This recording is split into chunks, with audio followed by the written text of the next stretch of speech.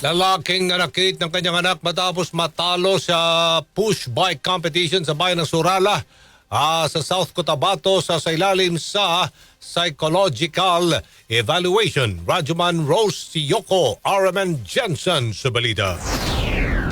Sa ilalim sa psychological evaluation ang isang ama na taga-Pulumlok, South Cotabato matapos ito sinaktan ang kanyang anak matapos matalo sa push bike competition na isinagawa kasabay ng Christmas Festival ng bayan ng Surala, lalawigan ng South Cotabato na nangyari noong December 14, 2025. Napag-alaman na nakipagpulong na ang mga kawani ng DSWD Field Office 12 kasama ang social worker mula sa Municipal Social Welfare and Development Office ng Pulumlok kung saan sa nasabing pagpupulong na pagkasunduan ng ama ay sa ilalim sa psychological evaluation para masuri ang kanyang kalagayan at matukoy ang iba pang kinakailangang intervention. Una nang nag-viral ang isang video na pinost ng isang netizen kung saan makikita ang isang batang babae na nakasunod sa dalawang kalahok ng push bike. Pagdating ng bata sa finish line, nilapitan ito ng ama at hinampas gamit ang kanyang kamay kaya natumba ang bata kasama ng kanyang bike. Nakaani ng batikos ang ama mula sa mga netizen at natawag din ang atensyon ng DSWD-12. Ayon naman sa ama, nabigla lamang siya sa nangyari at kalaunan ay narealize ang maling ginawa. Patuloy naman na minomonitor ng LGU Pulumlok at DSWD-12 ang kaso para masiguro ang kaligtasan at kapakanan ng bata at mabigyan ng nararapat na suporta at gabay ang kanyang pamilya. Kasama mo sa DXMD, RMN General Santos, Rajuman Rose Tabausari Sioko, Tatak RMN. RMN Network News.